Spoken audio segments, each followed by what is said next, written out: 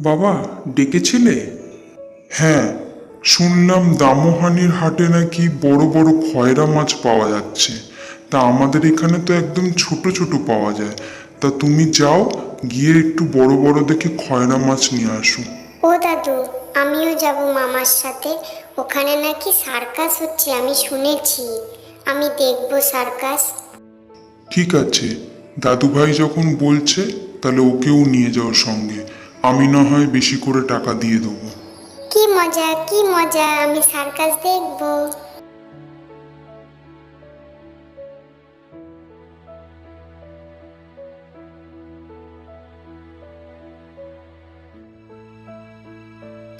মামা, ওই দেখো, ওখানে সার্কাসের প্যান্ডেল হয়েছে, চলো যাই।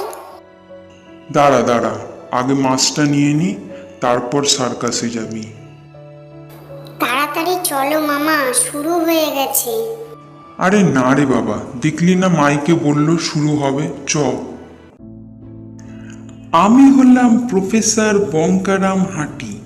আমি বাগে পেলে লোকের মাথা কাটি। আচ্ছা, এতক্ষণ তো অনেক ম্যাজিক দেখালাম। এবার আমি আমার সেরা খেলা দেখাবো, কাটামন্ডুর খেলা।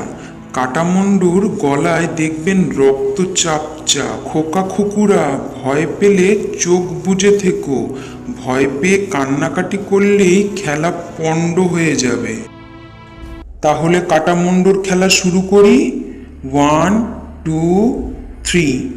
এই কাটামন্ডু, তোর নাম কি? খংঘারাম।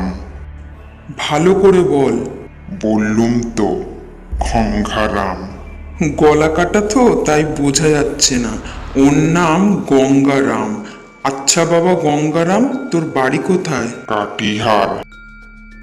ওরে বাবা, এ যে বলছে কাটিহার, মানে হাড় কাটবে।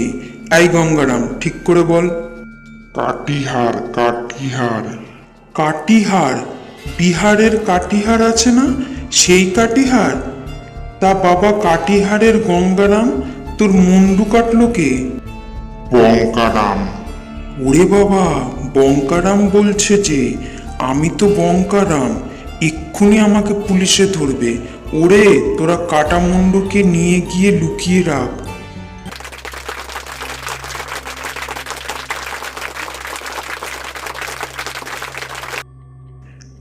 একটা বড় ভুল হয়ে গেছে, বুঝলি রে পুটু? কি ভুল ছোট মামা? এখনো তো দেখছি চাঁদ উঠতে দেরি আছে, কিন্তু রাস্তায় তো ভারী অন্ধকার। আমি তো টর্চ আনতে ভুলে গেছি। যাই দেখি, যদি হাটে কোনো লাঠি পাই। একটা লাঠির দোকান তো দেখেছিলাম, বেতের লাঠি পেলে তাহলে মনে একটু সাহস হবে। এই যে দেখ, লাঠি পেয়ে গেছি। চল এবার বাড়ির দিকে রওনা দিই, নহলে তোর দাদু আর আজকে মাছ ভাজা খেতে পারবে না রাতে। বুঝলি পুটু, ঠিক এমনি একটি ছুরি শিঙি মশাইয়ের আছে, দেখিসনি তুই? শিঙি মশাই সবসময় ছড়ি হাতে নিয়ে হাঁটেন কেন ছোট মামা? ওটা স্টাইল, বুঝলি পুটু। সব মানুষ বড় হলেই ছড়ি নিয়ে হাঁটে না। তোর দাদু তো বড় মানুষ, তার হাতে ছড়ি দেখেছিস? না ছোট মামা। তাহলেই বুঝে দেখ পুটু, শিঙি মশাইয়ের ছড়ি হাতে হাঁটাটা আসলেই স্টাইল।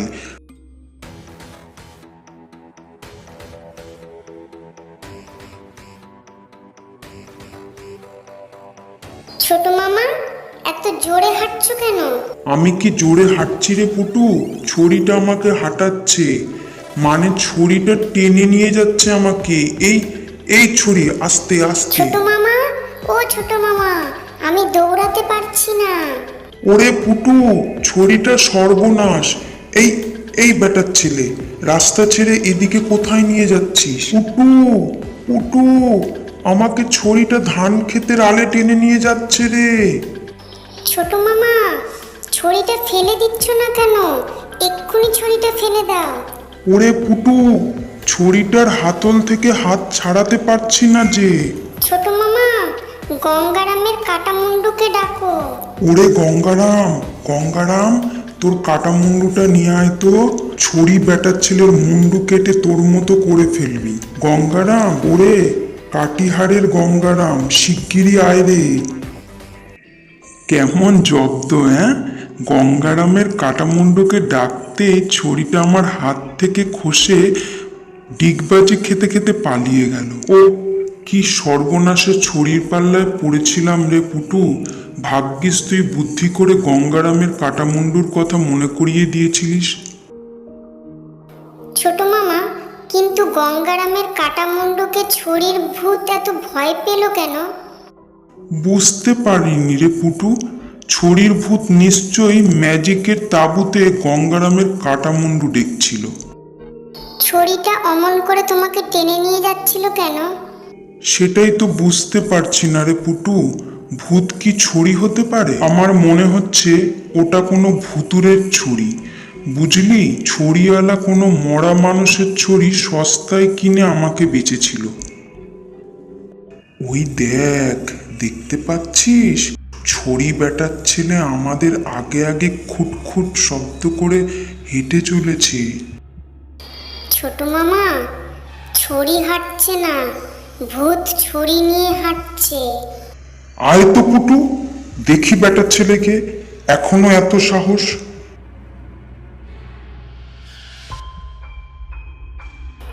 গঙ্গারাম, গঙ্গারাম, তোমার কাটা মুন্ডু নিয়ে এসো শিগগিরই। ধ্যাত তেরি, কথাটা আমার কিছুতেই মনে থাকছে না পুটু। আমরা দুজনে এবার গঙ্গারামের কাটামুন্ডুর জয় দিতে দিতে হাঁটি। গঙ্গারামের কাটামুন্ডু কি? জয়। গঙ্গারামের কাটামুন্ডু অমর রহে, অমর রহে। ভাগ্যিস ছড়ির ভূতটা প্রফেসর বঙ্কারামের ম্যাজিক দেখতে ঢুকেছিল, নইলে তোর দাদুর খয়রা মাছ আর খাওয়া হতো না। কাটামুন্ডু দেখে ভূতটাও ভয় পেয়েছিল।